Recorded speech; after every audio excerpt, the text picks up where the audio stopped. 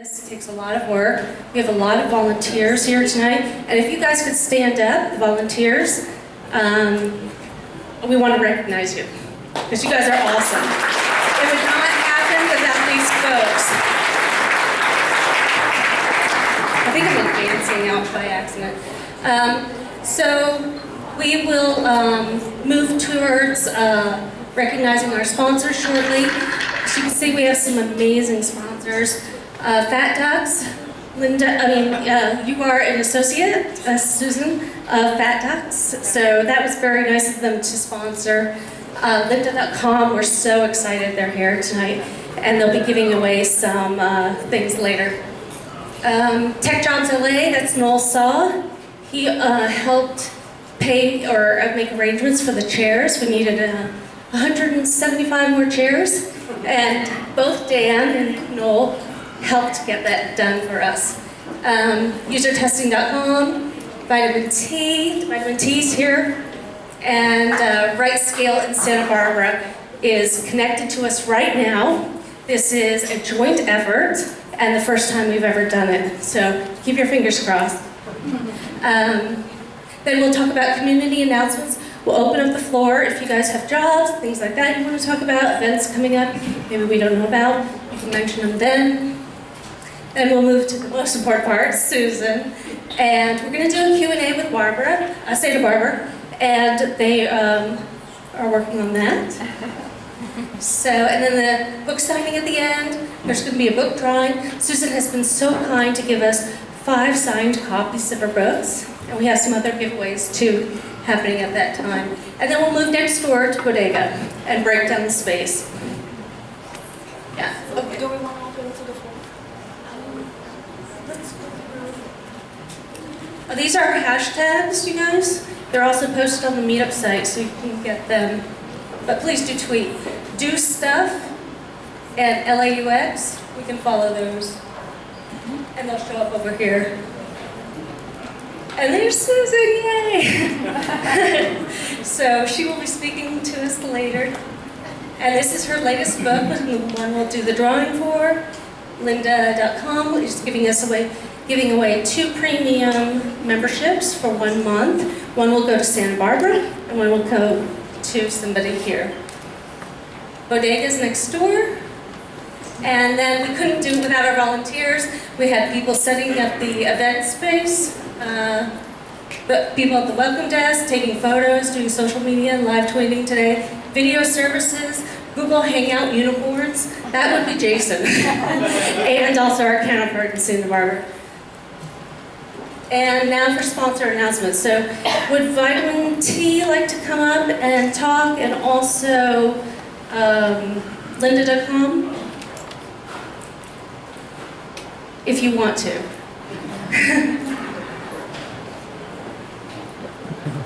So here we have Lynda.com.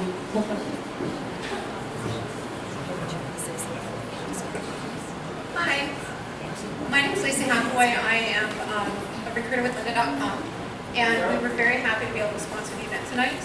And I hope you all enjoyed all the food, and I hope you enjoyed the presentation. They can't hear you. Just bring it a little closer. Is that better? Did you hear any of what I said? No. No, I was just saying we were very happy to be able to sponsor the event tonight, and I hope you all enjoyed the beverages and the food. We really appreciate Crystal and all that she does for the UX community. We do have the giveaways later, so I hope that whoever wins the membership enjoys it. If you have any questions about Lynda.com or about positions with us, please don't hesitate to ask. We do have right now a senior UI developer position, and we have a senior UX position. We will have more positions through the year, so please, by all means, if you're interested, come and get a business card, and I'm happy to talk to anyone about questions or through the year or as your job search may change. Thank you for coming down to Santa Barbara and the area of the Cats. Any other sponsor announcements, Vitamin T? Anybody want to speak? No? I was going to have Cole do it. What? Oh, okay. Here's Cole. Hi everybody, nice to meet you. Yeah, we work for Vitamin T. We have a couple people over there. some more people back there, lots of UX, UI, front-end dev, mobile, obviously too. So we'll be here all night handing out business cards, hanging out with you folks. So come find us and let's find a way to work together.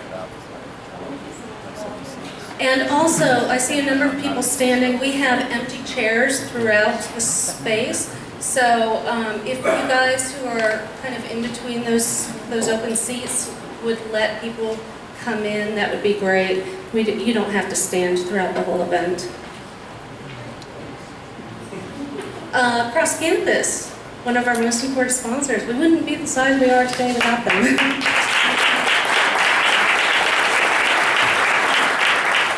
So thanks for coming. It's awesome to have this meetup group here because it's not just the largest meetup group in Cross Campus, it's the largest meetup group in LA, it's one of the largest around.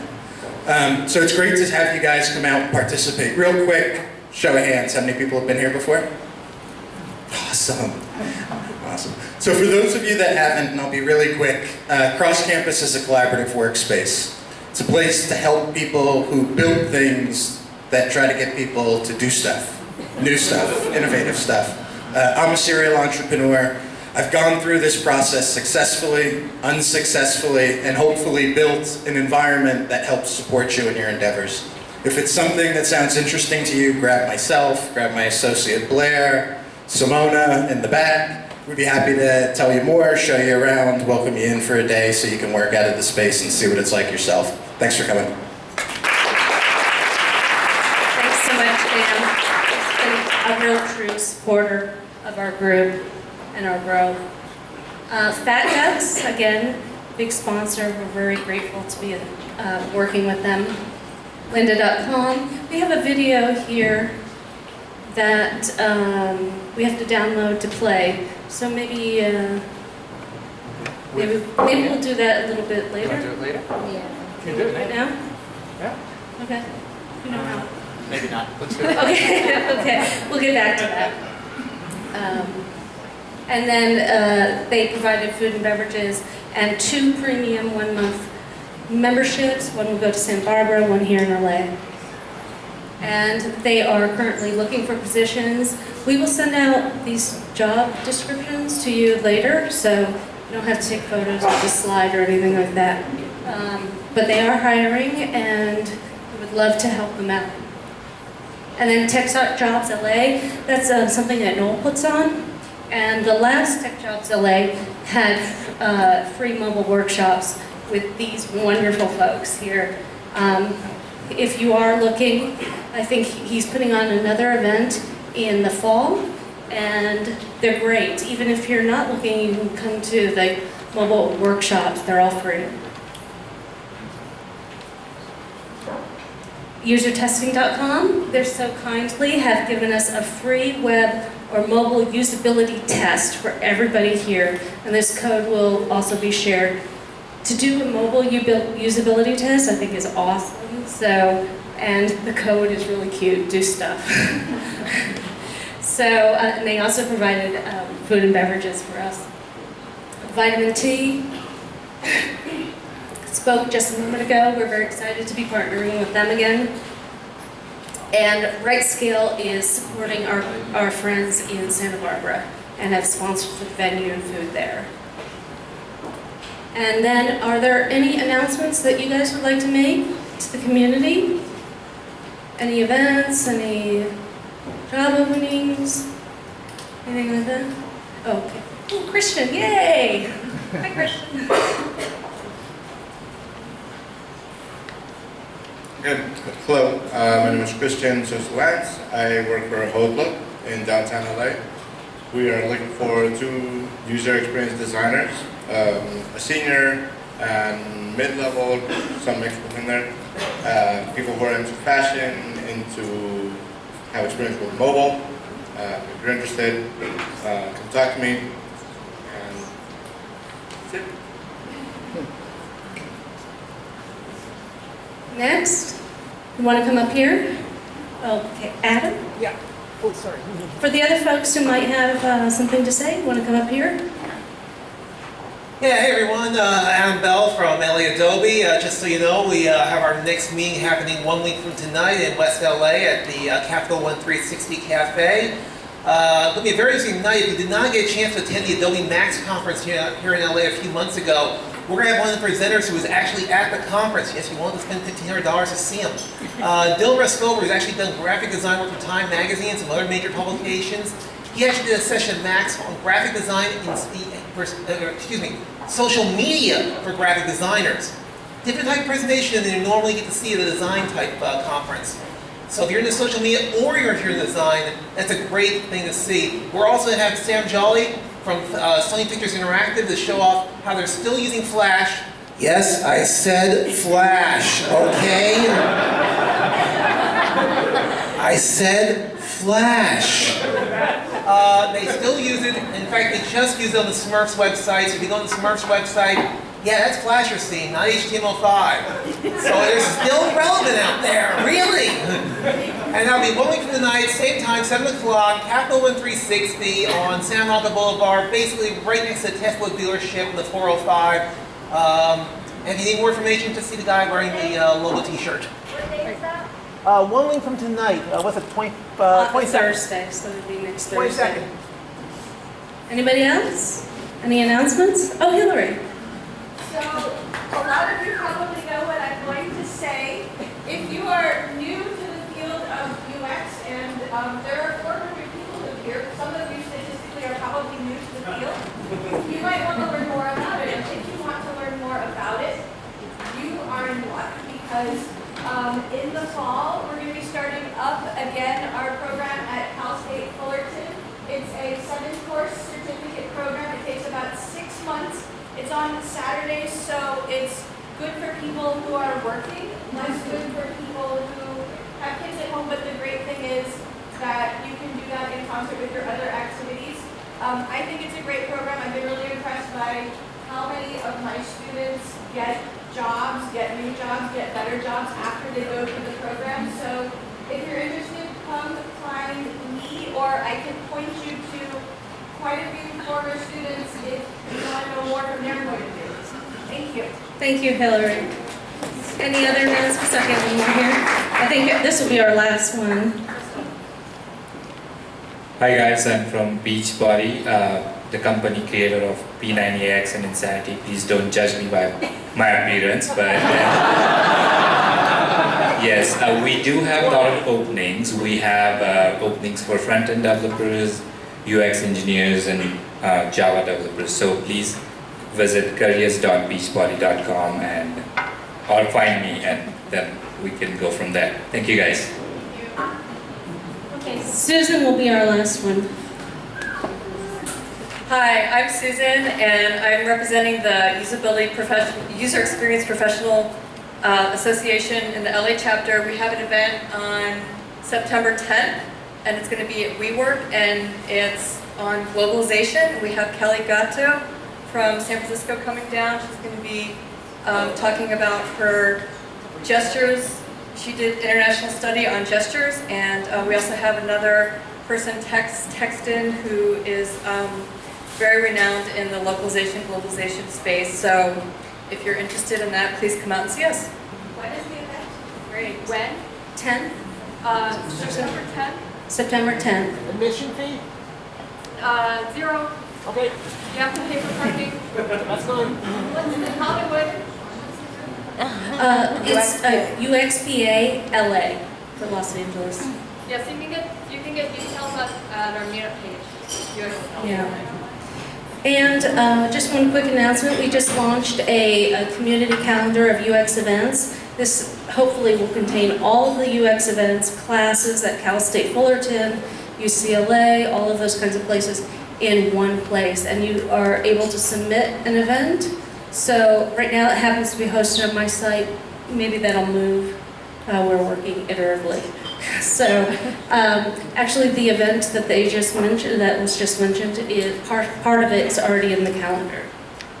So on that note, we are ready to start the most important part of the presentation. I'm going to hand it over to Alberta, who's going to introduce our speaker. Thank you, Crystal.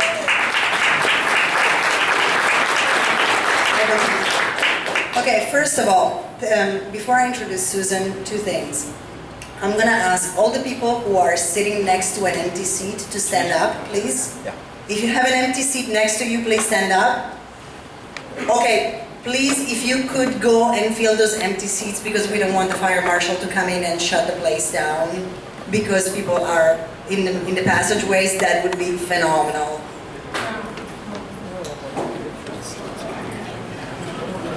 Thank you. That's how you get people to do stuff. I know, mommy voice. I mean, I can do worse, but this is the mommy voice. You know, I read Susan's book, How to Get People to Do Stuff, right? So the second thing that I wanted to say is I wanted to say thank you to Crystal, because she's always so ready to recognize what everybody else does. But nobody ever really knows what Crystal does, which is working her behind off to put these events together. So if we can give an applause for Crystal.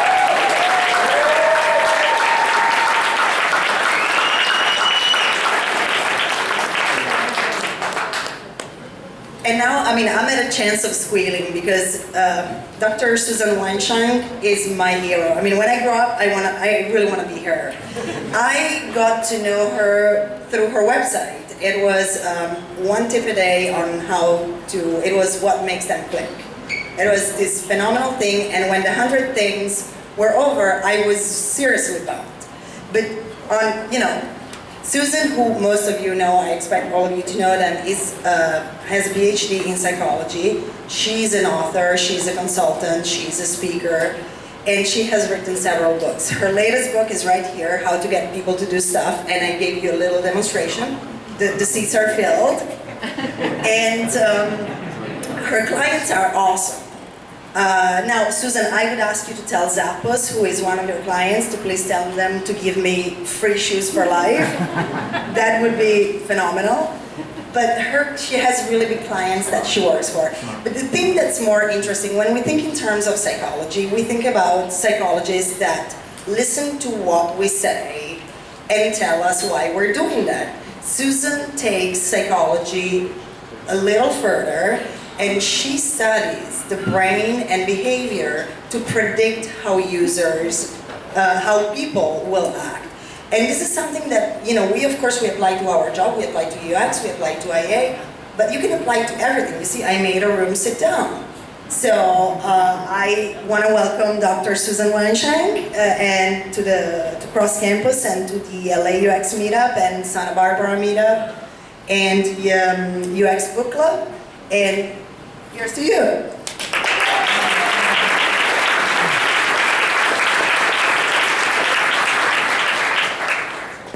Hello, LA, and hello, Santa Barbara. So I don't know if I need to give this talk. This is a group who really knows how to get people to do stuff. I'm like, wow, 35 volunteers. I don't know if they need me. We all have stuff we want people to do all day long. You want your boss to fund your project. You want your client to agree to your design. You want your spouse or your roommate to take out the trash, right? There's stuff we want people to do. How do you do that? Well, I want to give you an analogy. I want to show you an analogy. I think sometimes what we do is we do what we've tried before. And sometimes it works and sometimes it doesn't. So, okay, potato, straw. So if what I want to do is put the straw in the potato, how am I going to do that, right? I'm going to stab the potato and it's not really working. I'm going to throw that one away. I get a fresh one. If I know the science behind it, then I can get a straw to go through a potato, right? And it wasn't really that hard, but I had to understand the science behind it or it wasn't going to work. And that's what we're going to do tonight. I want to have a conversation with you about the science behind how to get people to do stuff. What we know is that there are things that drive human behavior. There are a certain set of motivators that you can use to actually predict and understand and drive human motivation, and that's what we're going to talk about. There are 7 of these. I talk about all 7 in the book, and there are strategies for each one. There's actually 140 strategies in the book, and we are not going to talk about all 140 tonight, because we don't have enough time. But I am going to give you some examples of each of the 7. So, are you ready? Yes. All right. So the first one I want to start with is the power of stories. And I mean this in 2 ways. One is the way that you're probably familiar with. We know that people like stories. What you may not realize is that the brain, there's research that shows us that the brain processes information best in story format. People will understand it better, they'll remember it longer, and they'll be most emotionally impacted by the information if it's in story form. And most of you probably know how powerful stories are. I want to talk about stories in a little different way though, because the other thing that's really important about stories is that we have stories we tell ourselves. We have self-stories. In the field of UX, a lot of times we talk about user and client personas. Well, we have self-personas as well. And these are the stories we tell ourselves about who we are and why we do the things that we do. They're the stories that we tell other people about why we make the decisions we make.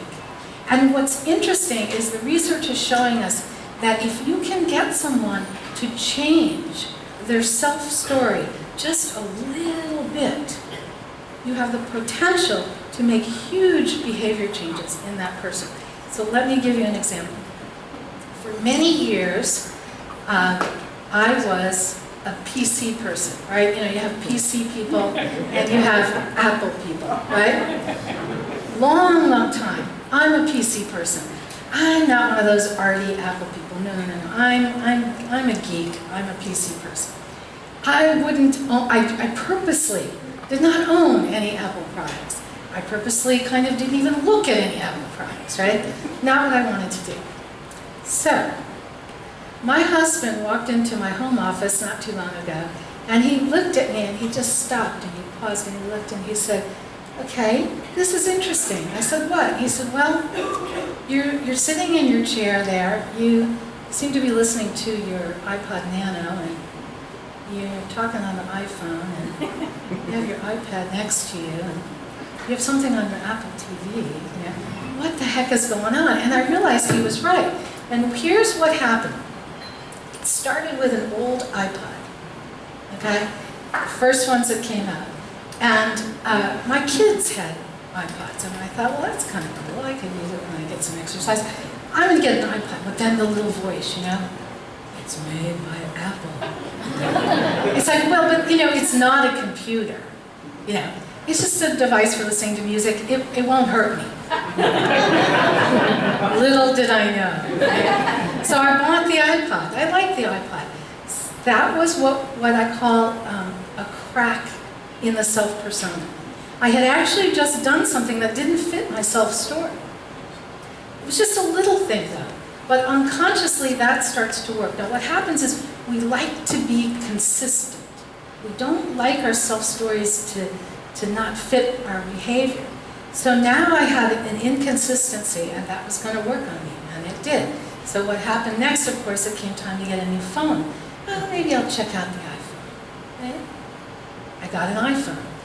Time for a new laptop. Maybe I should think about a MacBook Pro.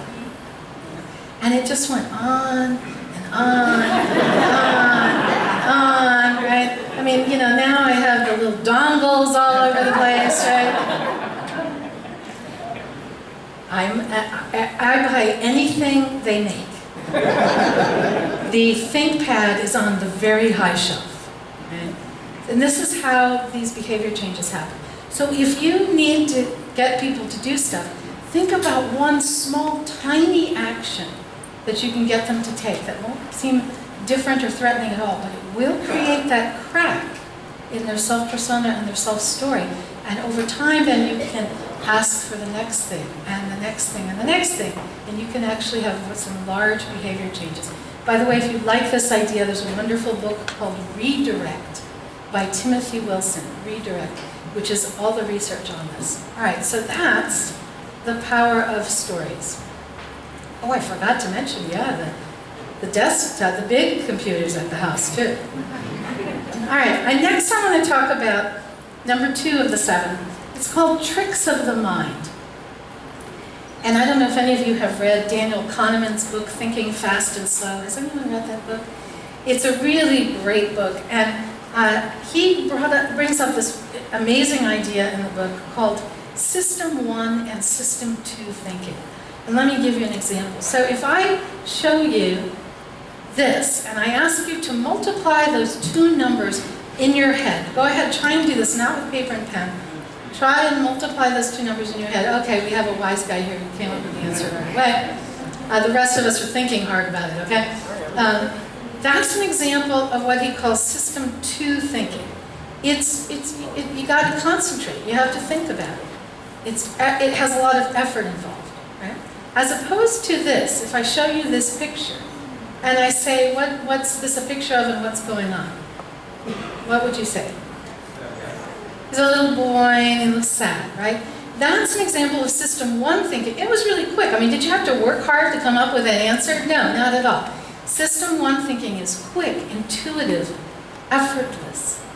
And the interesting thing is that System 1 thinking, quick, intuitive, effortless, that's our normal mode. We walk around all day thinking like this, most of the time.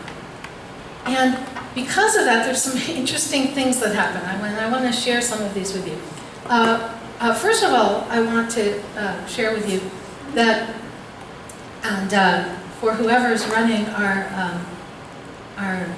Santa Barbara alchemy here, I'm about to run a short movie clip. Give him a little warning there. Daniel Kahneman actually found out that you can tell when someone is doing System 2 effortful thinking. What happens is their pupils dilate.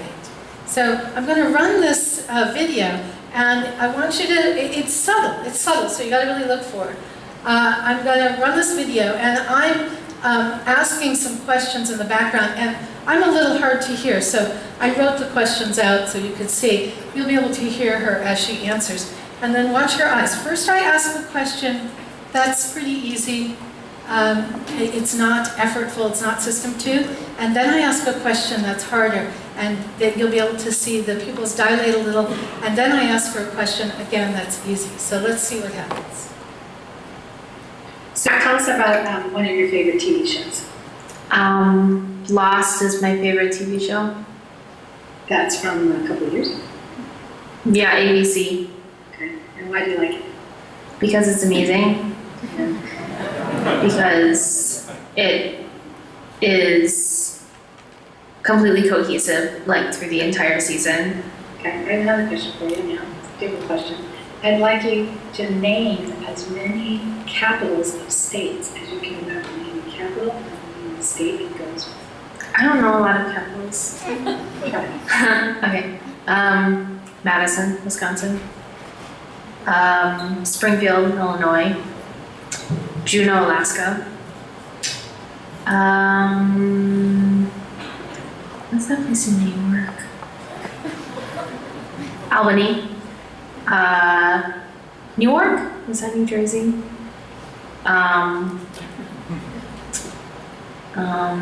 What's your favorite one? I think a koala bear. Because they just hang out and eat a lot of bamboo and sleep.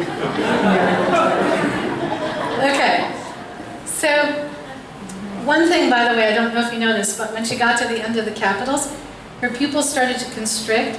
Daniel Kahneman said he could tell when people had given up, and that he would freak them out a little bit in the experiments, because he'd be actually not in the room, and they'd be doing the task, and and then over a microphone he'd say, "Don't give up now, keep going." And they're like, "How did you know I gave up?"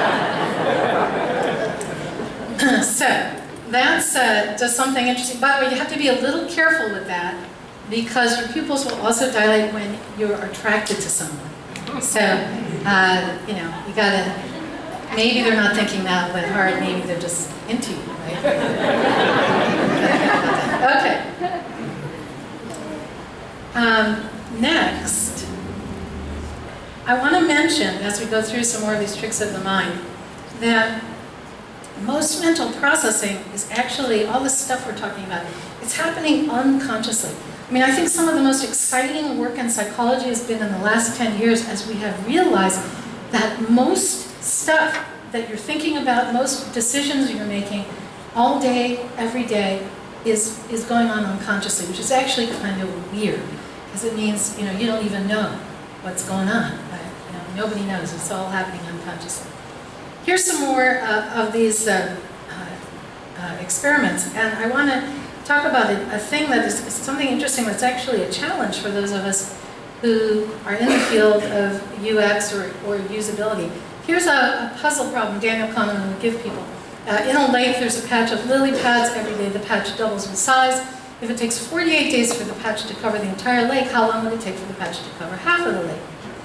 When he shows this to people and just asks them, most people say, the majority of the people answer that it's 24 days. Actually, the right answer is 47, right? Now you guys, I have to tell you, you were on alert, you know, because you know I'm going to trick you. So. But Daniel Kahneman found that most people would make the quick answer, and they wouldn't think it through, except when he would show them the same problem in a font that was hard to read. When he showed them the problem in a font that was hard to read, they got the answer right, which is kind of counterintuitive, right? Why they get it? Well, here's what we know. When something is easy, System 1 just, you know, if they think it, System 1 thinks it's easy, it goes ahead and answers. When something gets hard, like it's hard to read and now I have to concentrate, System 1 essentially says, this is getting a little too hard. Hey, you, System 2, take over. Yeah? And then System 2 reads the hard-to-read font and therefore comes up with the right answer. So, am I telling you to use hard-to-read fonts on your designs? No, I'm not going to say that. But it's an interesting idea that if people are making really important decisions and you need them to think carefully about what they're doing, you may want to do something to kick in that System 2 thinking before they just keep rolling along with System 1. An interesting problem. We also know that humans do this weird thing, they anchor on a number, any number, it's kind of random. So for instance, if I say there's a Ceylon soup and there's a limit of 10 cans per person, I've introduced the number 10, and your brain is going to anchor on the number 10. If I said instead there's a Ceylon soup but I didn't mention that there was a limit, then there isn't a number that you're going to anchor on. When I say there's a limit of 10, the average number of cans that people buy is 7. And when I don't mention a limit, or I say there's no limit, the average number they buy is 3. Right? Just by introducing a number, I set a mental anchor point. So if you have 3 levels of service that you provide, which way, and you want people to buy a higher level of service, you want to get as much revenue as possible, which way should you advertise it? Should you advertise it this way, or should you advertise it this way? Top or bottom, what do you think? Top. And the reason is, I see the $55.95 and I go, oh, $55.95, no, what else do they have? Oh, $35.95, hey, that's pretty good. $15.95, wow, that's really good. If I show them this way, I go $15.95, oh, not bad. Oh, $35.95, that sounds like a lot. $55.95, forget it, right? Because I've anchored on that first number. Here's Global Giving, which is a nonprofit. They're trying to get donations. Have they done this right or have they done this wrong? Wrong. They're going to tend to get, people are going to anchor on that 25. 50 sounds like a lot, 75 way too much. They should have food there. So this is an example of anchoring and another example of tricks of the mind. Okay, number 3, instincts. So we know that there are, I want to talk about the brain for a minute. I want to talk about the new brain, midbrain, old brain. And those of you who have read some of my previous books have heard me talk about this before, if you've read my blog. I had an interesting moment. You know, I try and customize my talks for the audience, and I had thought one time that I had done a pretty good job at that. I was going to speak at the Mayo Clinic, and I realized that I had left this slide in. And there were like neurosurgeons in the audience. And it's like, okay. I tried to get by it really fast, you know. Neurosurgeon. There are 3 parts to the brain. It's a little bit oversimplification, okay? But we have the new brain, which is, up here. And actually, you know what? They handled it just fine, And they were very friendly. They didn't call me on it. But the new brain, it's called the new brain because it evolved most recently. And that's where we do our conscious thought, our logical thought, our system 2 thinking goes on there. But we have these 2 other parts of our brain, the midbrain and the old brain. The midbrain is where social and emotional information is processed, and largely unconsciously. And the old brain is interested in our survival. The old brain, it's called that because it evolved longest ago. We share the old brain with mammals and reptiles. Sometimes it's called the reptilian brain. You may have heard that. So the old brain is constantly scanning the environment, and it's asking, can I eat it? Can I have sex with it? Will it kill me? It's kind of all the old brain cares about. So, when we talk about instincts, that's the old brain.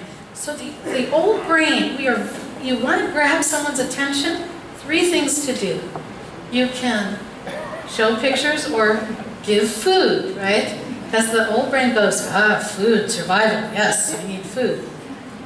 You can imply something sexual. So I can just go back and forth like this. You're not listening to anything I'm saying. Okay? All right, we better move on. Okay. Or danger. That's the 3rd thing. So food, sex, danger.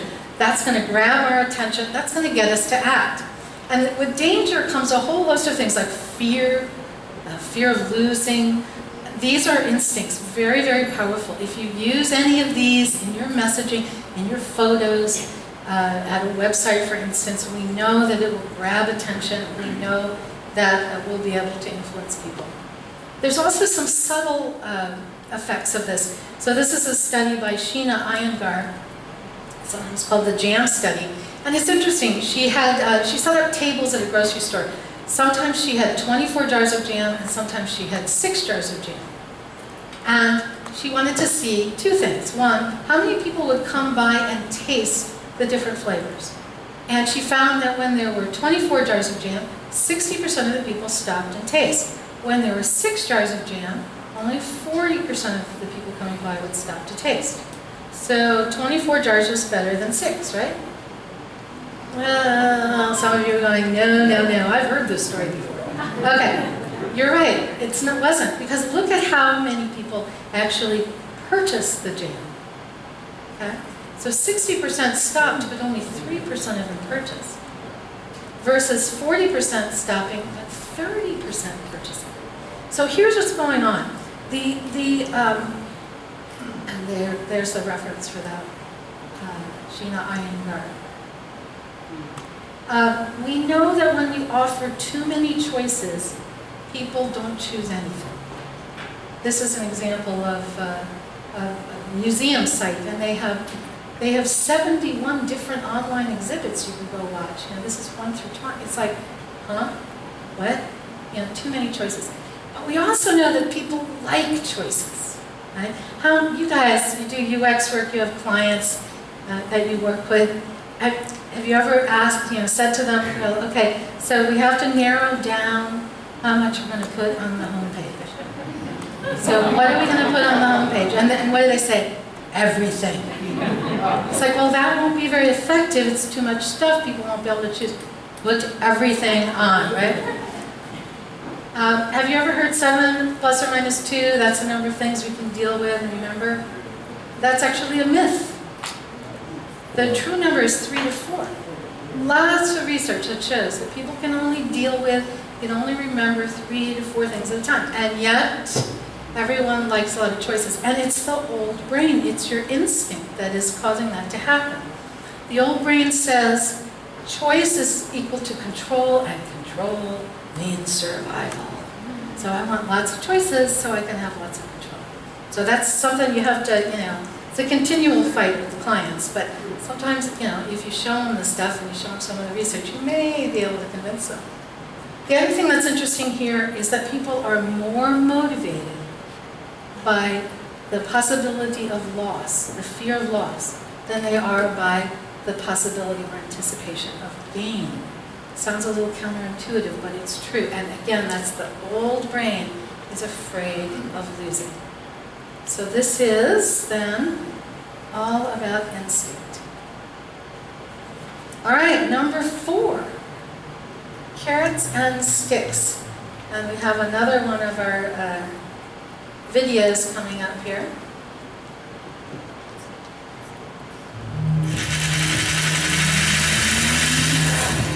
Fate takes 3 seconds. 3 seconds that hold you between the past and the future, where imagination can run wild and take adrenaline along for the ride. Your moment is waiting.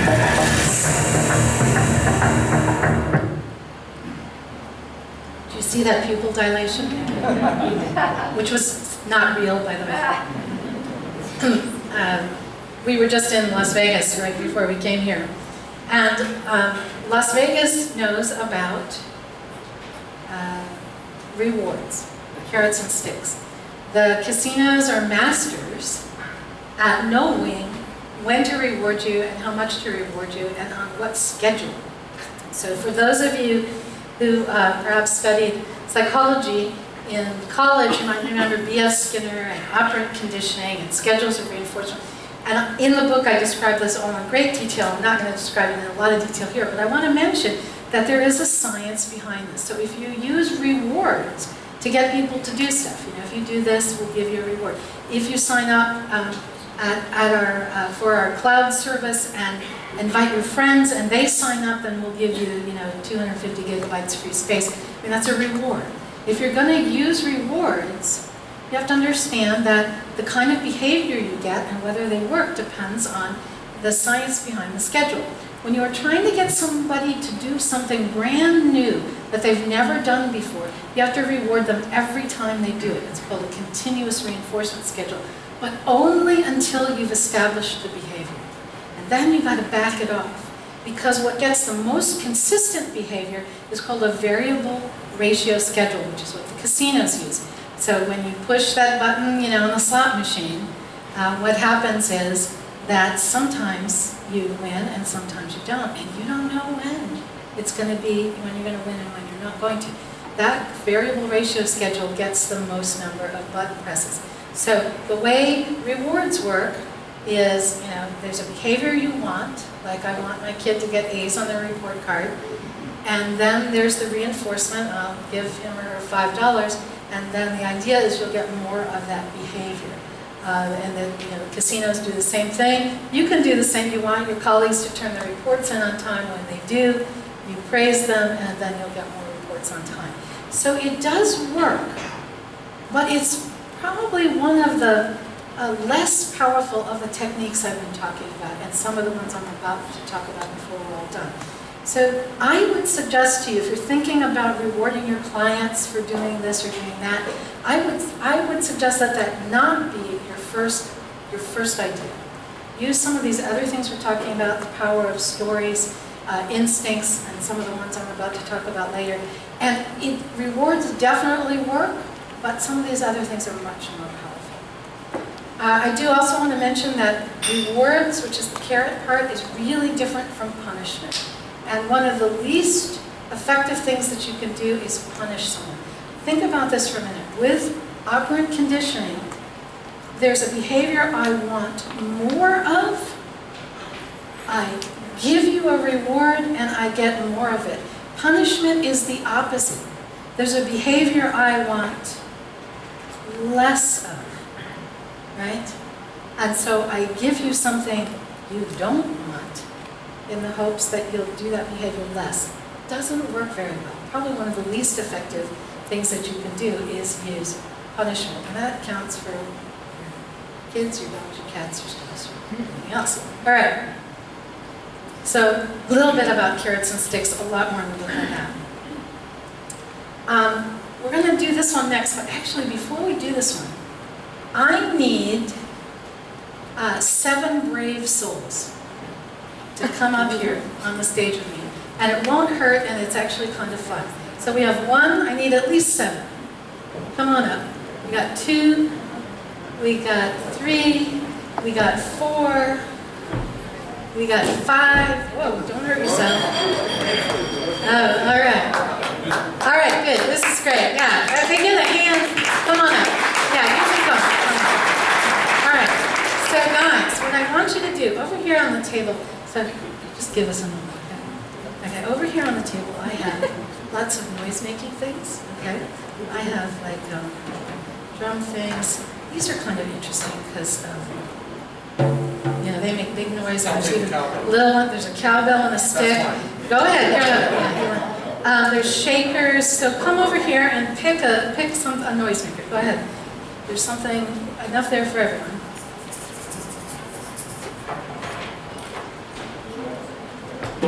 Being very polite, aren't they? More cowbell. More cowbell. All right. And don't be afraid to make, you know, big noises around. Okay. All right, wait a minute, hold on. All right, everybody got something? Yeah. All right.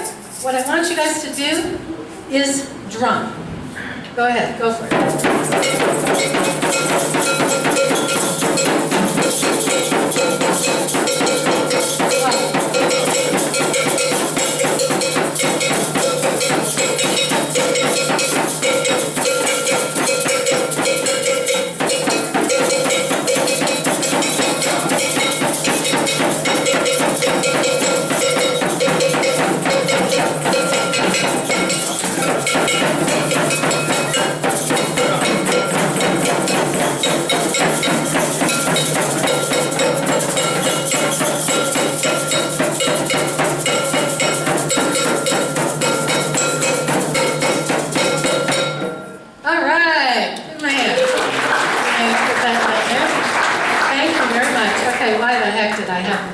Guys, by the way, there is a step over here if you don't want to like kill yourself coming off the stage.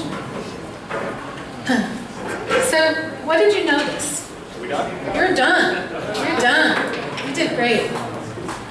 Anybody, what did you notice about what happened? They synchronized eventually, right? It took them a little bit of time to synchronize. I want to talk about the need to belong. And I want to talk about a couple things around this. So, we have an inherent need to belong to a group. We want to be social, we want to belong to groups. We're social animals. And that was one example of that, right? Because at first they were just playing and they were probably a little nervous. And you could see them like looking at each other. And they were also looking for a leader. You may not have realized that, but they were like, who's going to be the leader? Whose beat are we going to, take it from? And finally they kind of found the groove and they synchronized. So this is, the good news is that people want to belong to a group. They are willing to change their behavior to be part of the group. You need to encourage that to happen, and you need to make sure that the group that you're trying to form is something that they are interested in belonging and that they feel like they could be part of that group. If they feel like they're outside the group and they can't be part of the group, then that's not going to be motivated. But they will inherently want to be part of the group. The other thing that's interesting about what just happened is that we actually know that when people do a behavior together that is synchronized, whether it's drumming, dancing, singing, clapping, if they're doing something in which they are synchronizing their behavior, it actually releases a chemical called oxytocin in the brain. And oxytocin is the bonding hormone.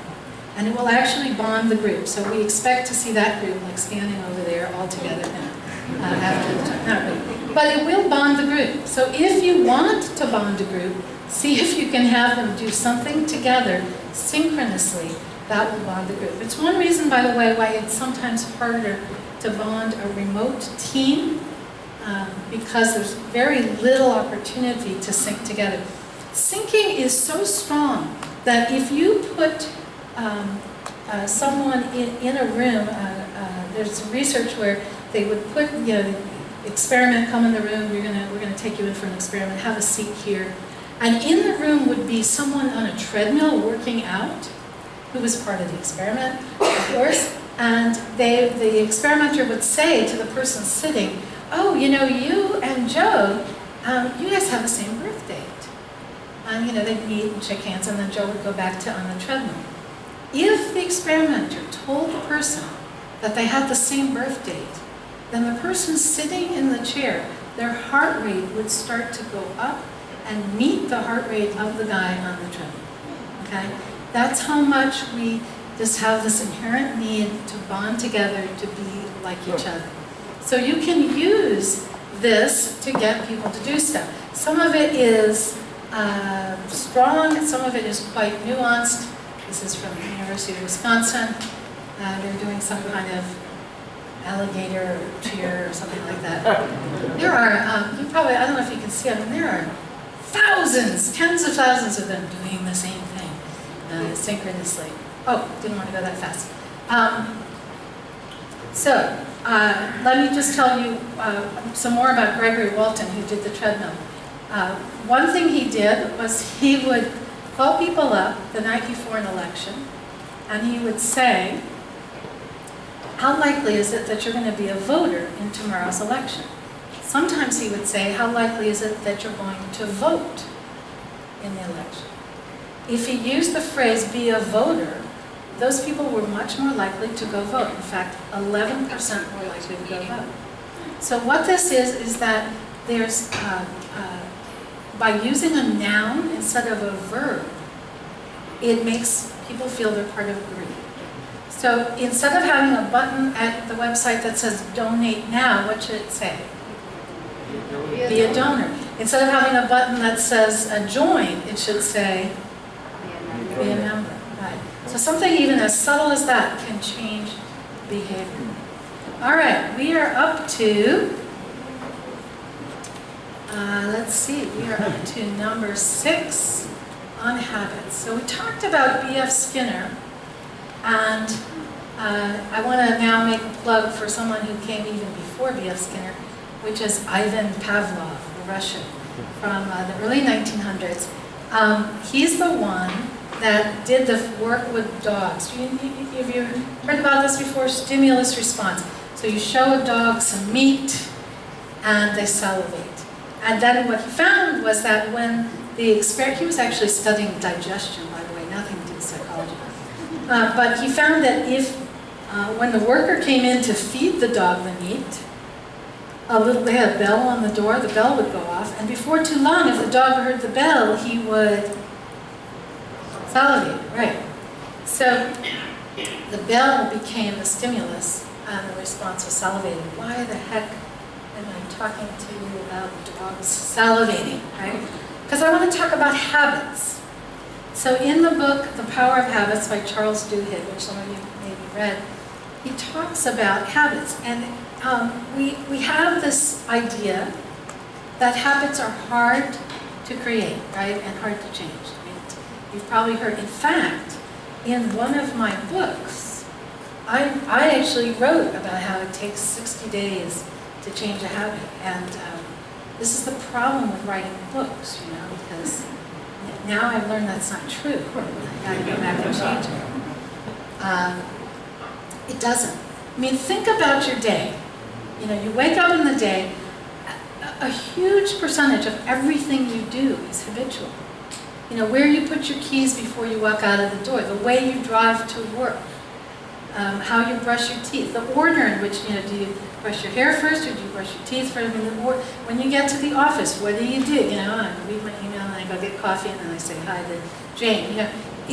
it's habitual. We don't even think about it. So how can habits be hard to create when most of what we do every day is habits that we don't even remember creating? So it turns out habits aren't hard to create if you know the science behind them. So I want to share this with you.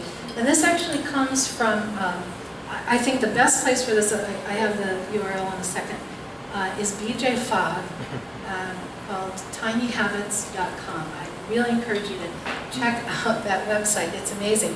Here's how you do it. You have a stimulus and a response, like Pavlov. But in BJ Fogg and Charles Duhigg, they call the stimulus the cue. So you have a cue, and then you respond to it. So for instance, I wake up in the morning, that's my cue, and my automatic response that I do already is I brush my teeth.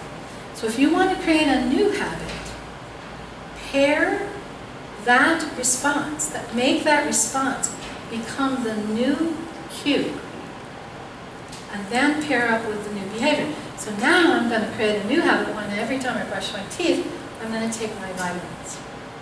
It's like miraculous. I really want you to try this. You know, go to the website, you can sign up, he walks you through what to do, and he has you choose 3 tiny habits that you want to create to see. And he says it'll take a week. I have found it takes no more than 3 days. But the trick is they have to be small things, okay? This is not, and now I am going to, I don't know, totally stop eating meat and eat a vegan diet, okay? I mean, that's like not tiny. So you have to start small. So it has to be something tiny, and you have to find a habit that you already have to attach it to. So if you want to get someone else to do this, because, you want to get other people to do stuff, not just you, right? What you need to do is help them. Find for them, talk to them and say, I'd like you to do this. It would be easy if it were habitual. What are you already doing that we can attach it to? If you're trying, you can even do this online. Think about what your customers are doing at the website. What do they come at with your web app, with your mobile app? What are they used to doing that's a habit? Now see if you can attach something to what they already are doing. So there's got to be an established habit in order for it to work. Okay, that brings us to number 7, the last one. And I mentioned before when I was talking about carrots and sticks, how some of these things are more powerful than others. And I think the desire for mastery is one of the most powerful. And if you want to get people to do stuff, if you can, we have an innate desire to learn new skills, learn new knowledge, improve, get better. We're curious. I mean, how much do you have to convince a toddler or a baby to walk, right? I mean, they will eventually start walking. They want to walk. They want to learn how to master it. And we're all that way, actually, about almost everything. But if you want to stimulate that desire for mastery, there's some things you need to do. I mean, think about games, right? I mean, how hard is it to get people, people who are really into online games? I mean, did you have to drag them kicking and screaming to get them, to play StarCraft? I mean, right? They just want to do it. And then, in fact, you got to drag them kicking and screaming to get them to stop, right? They want to do it. Why is that? Well, games actually incorporate a lot of what we're talking about. Probably incorporate carrots and sticks, reinforcement, etc. But a lot of it is just that people want to get that skill. They want to get better. They want to get better and better and more knowledge. There are things you can do to encourage that. So one thing is autonomy. In order for people to have a desire for mastery, in order to encourage that, you have to give them some control over what they're doing and how they do it. If you create an environment that is too regimented, then it kills the desire for mastery. So you want to give them autonomy, give them control. And another thing you need to do is give them feedback. Let them know they're making progress. Let them know how far they've come and how far they have to go. It is that sense of progress that keeps them going and wants them to keep keep doing more and more and more. So out of everything that I've talked about, I would just to let you know which of the ones I think are the most powerful most of the time. It does depend on the situation.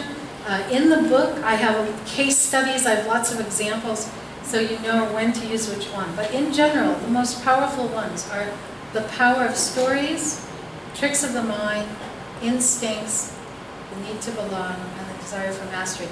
When I'm looking for something, I will usually start with the power of stories, the need to belong, the desire for mastery as the top three.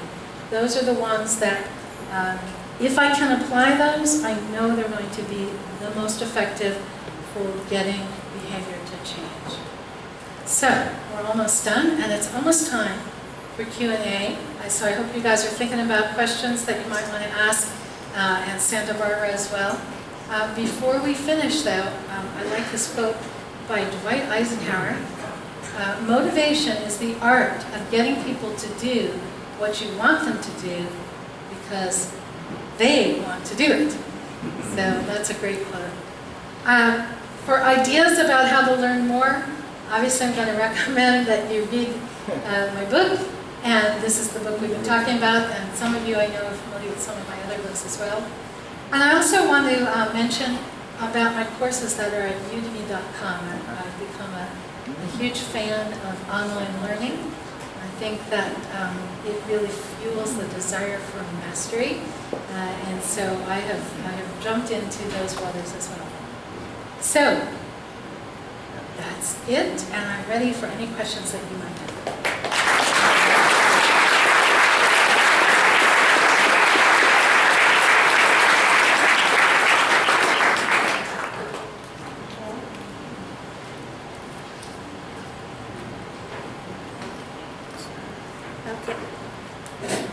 Okay, we're going to start off with Los Angeles. So if you have a question, yeah, stand up and get towards the aisles. I'll come and meet with you, and we'll take your question. I was just told I have to keep it really close to my mouth. Okay, my question is a design question, and about buttons. There's now we got to be able to make them 3D, but now there's a trend to make them flat. Yes. How's your feeling? Should we follow the trend to make it flat, or to really get people to still do things, do we need that 3D button aspect? Yeah, and so this isn't, this is a question not about motivation, but a question about perception, right? So it's actually not one that's covered in the newest book.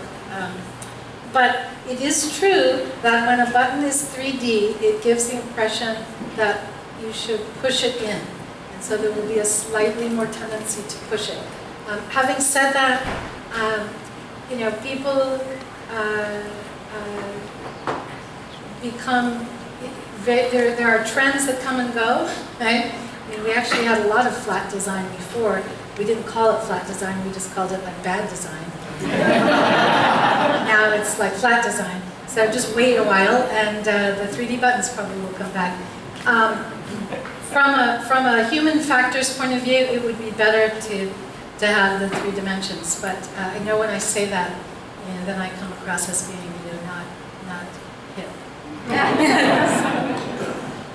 Okay, great. Oh, let's take some questions from here. Can you work your way over this way, and I'll send the mic that way.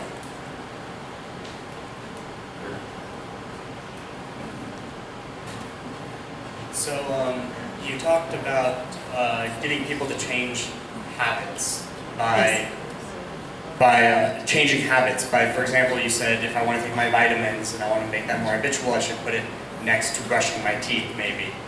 So how do we use that kind of information when designing apps that we want to change people's behavior or encourage better behavior? Because the use of an app is not really tied to other habits during my day. It's just, maybe I browse apps while I'm sitting on the bus, or maybe it seems more random, and you have to consciously think, I'm going to use this app right now.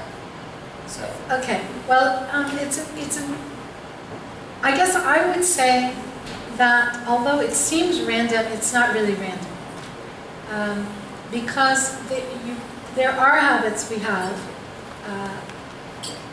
I mean, I'm guessing for most of you, if you know, when you get on a train or when you get on a bus and you reach a certain point of, you know, boredom and, okay, I'm on the train and it's going and I know where I'm going.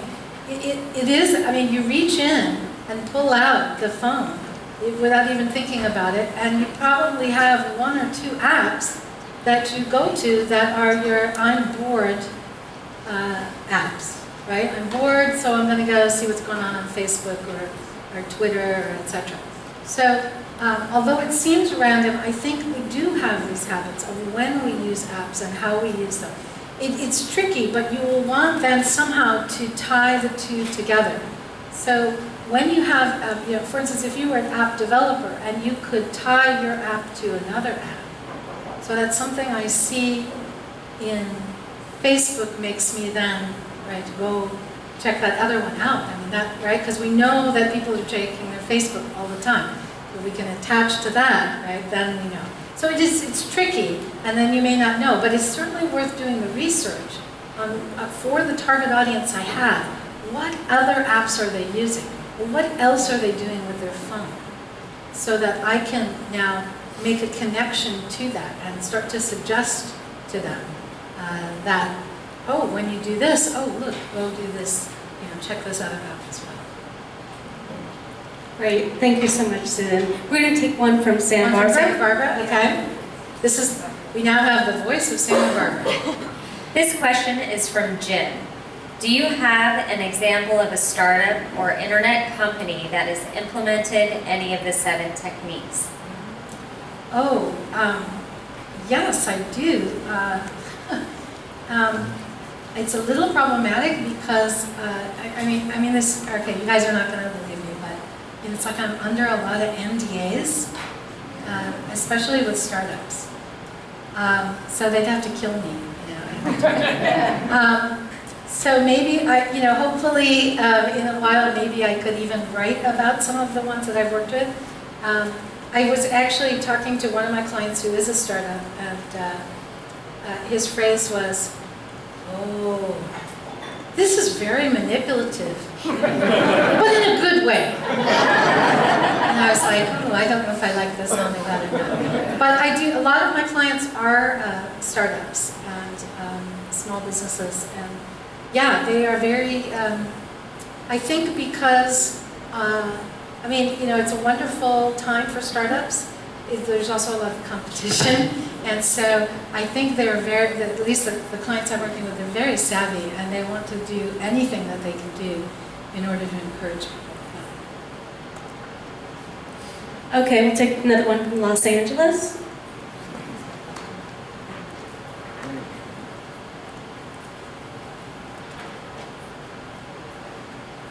Hi Susan, I want to thank you for the great talk, first of all, and thank you for having this. You talked about 6 jellies and 24 jellies, that example you provided. With the jars of jam, yeah? Jam, yes. How do you create an analogy with respect to homepage of a website, an e-commerce website? An e-commerce website would have promotional panels, tiles. So would having more number of panels lead to more conversion versus having less minimalistic design or minimalist design? Yeah, I mean, in general, the guideline is that less is more. So if you want people to take action or make a decision, you want to try and keep it to 3 or 4 things. And in reality, people are only dealing with 3 to 4 things anyway. If you have more than that, they're looking at the first 3 and deciding amongst those. Maybe they'll take that one, oh, this looks interesting. And maybe they'll compare that with a few more, maybe not.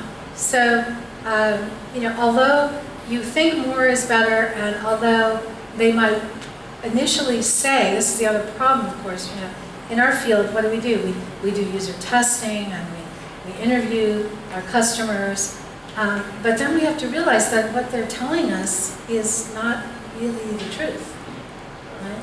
Because their decision process is unconscious. If you ask them, why did you pick that one? They will make up a reason, And they'll think it's the real reason, but it's probably not the real reason. So it's one of those things, yeah, less is more. I would have 3 or 4 at the most. If you need more stuff, then, you know, that's what we have information architecture for, right? Give them that first set of decisions, let them pick. Now we take them to another place. You know, the whole idea of the scent, right? Let them keep going, let them keep having progress towards their goal, and the number of steps they have to go through is okay, because it becomes an easier decision than being overwhelmed by too many choices. Okay, here's another question from Santa Barbara. This one is from JJ. She says, these motivations seem to be focused on a direct outcome like sales, action, etc.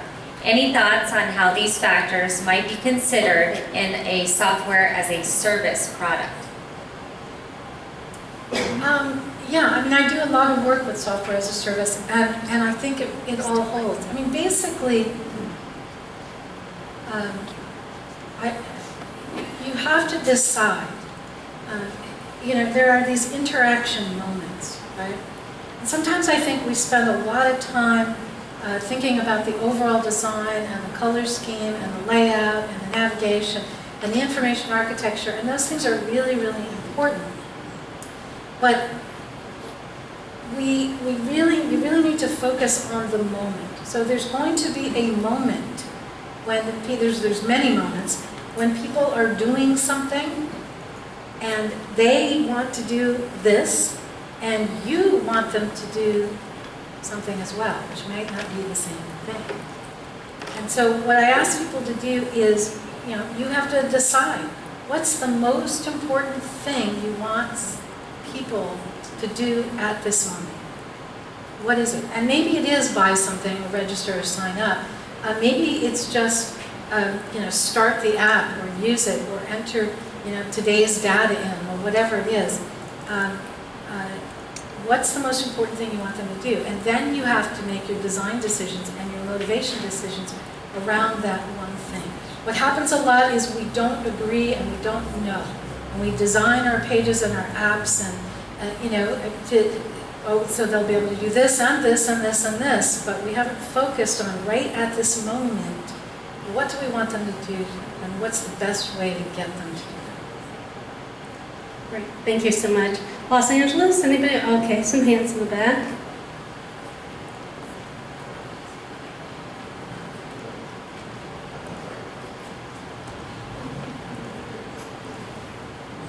Hi. You talked about the power of stories. Could you give a specific example, like kind of in a step-by-step way, with the target behavior, and then help draw me a picture of how I would tell a story to get them to do that, or what you meant by how that story is powerful, if that makes sense? Yeah. I mean, it's so let's say that I have a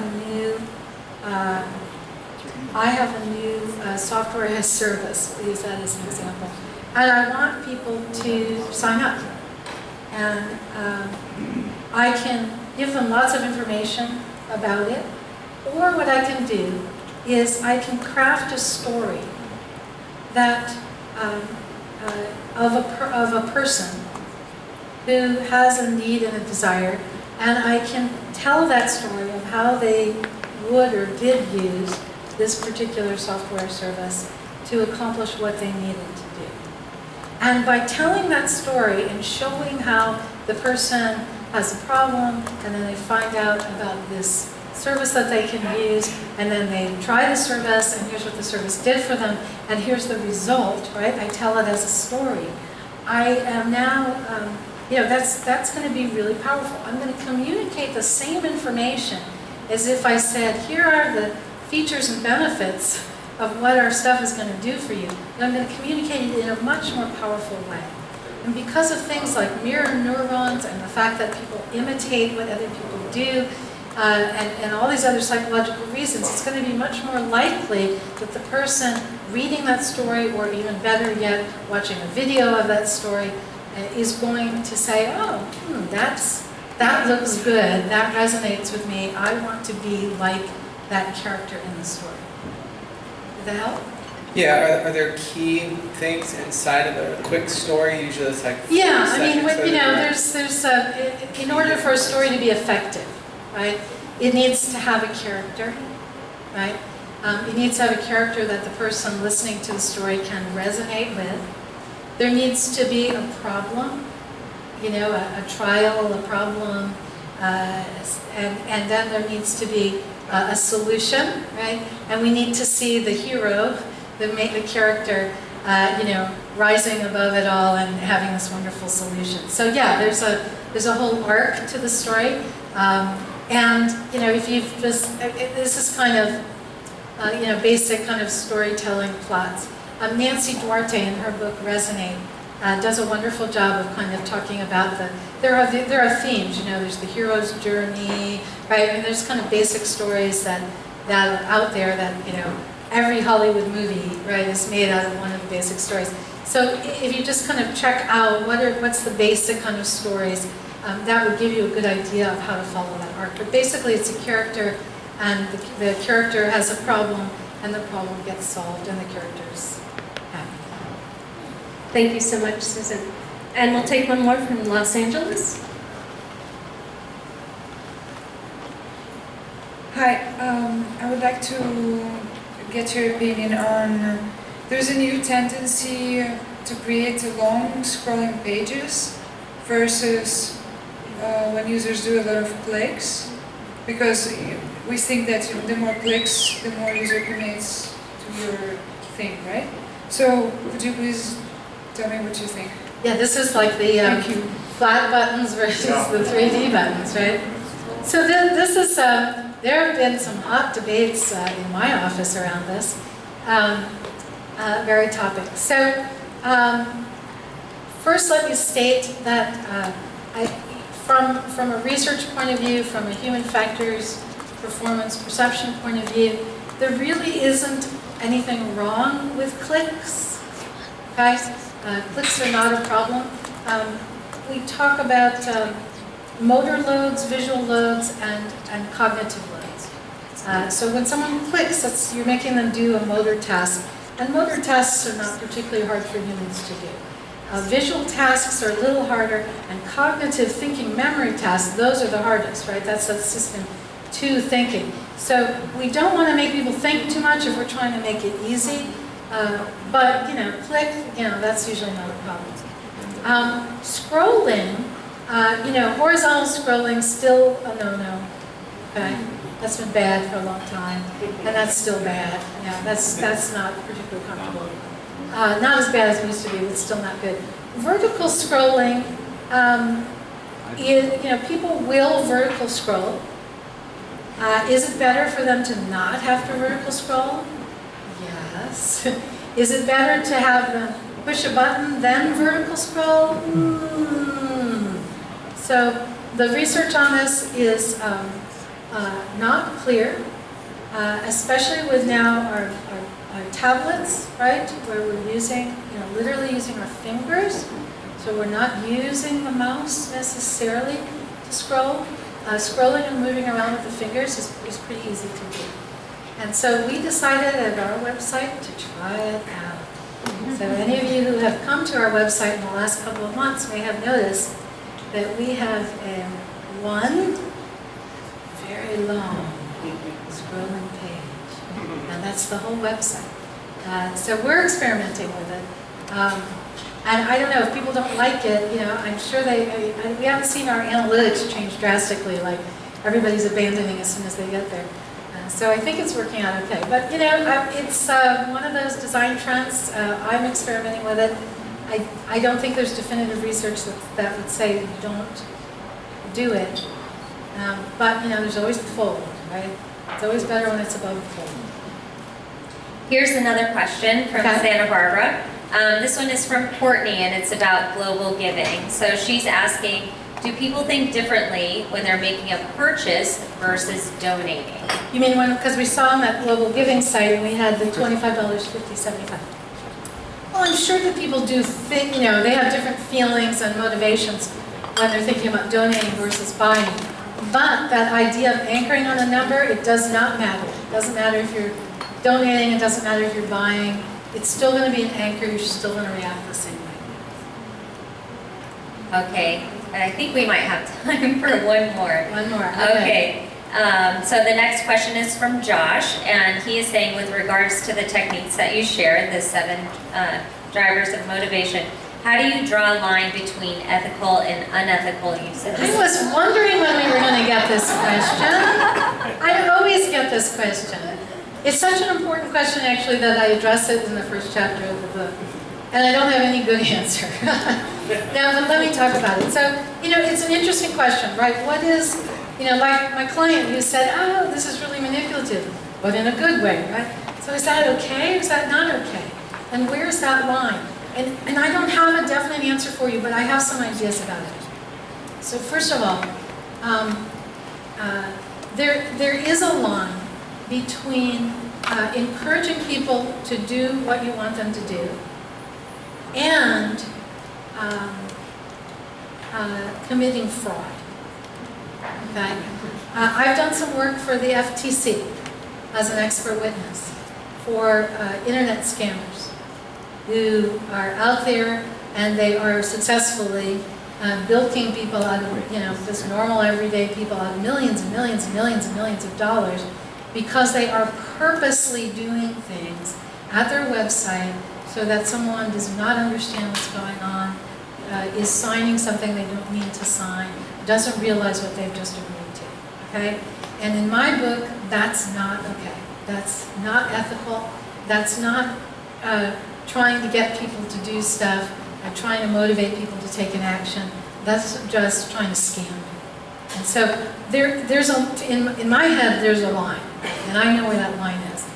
I think it's important for, if you're going to use any of these techniques, to think about where is that line, and I think it's a kind of a fuzzy thing. So some people say, well, you should only use this stuff if you're getting people to do things that are good for them. Like quit smoking, take the bus to work, Well, okay, good for them or good for society or good for who, right? To me, it starts to get really muddy. And then, what does that mean? All advertising and marketing should stop? I mean, how many companies try to get you to buy a refrigerator or a car or join their app? I mean, is that all bad? I don't think so. So it's tricky. It's tricky, but I think if you have to ask yourself, the thing I'm trying to get people to do, is it really going to hurt them? Is it going to, are they going to be committing to something that is going to hurt them or committing to something that they don't realize they are committing to? Then I think you have to, put on the brakes. I think it's a great question. I don't know that we have the answer to it yet. I guess, if the internet scammers buy the book, I'm going to see them on the stand as an expert witness, I guess. So I want to thank you guys very much. It's been a wonderful night.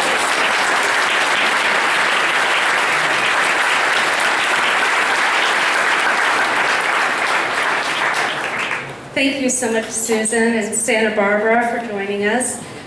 We will now move over to the book signing. We're also going to show a video from lynda.com that we didn't show earlier, and we're going to have a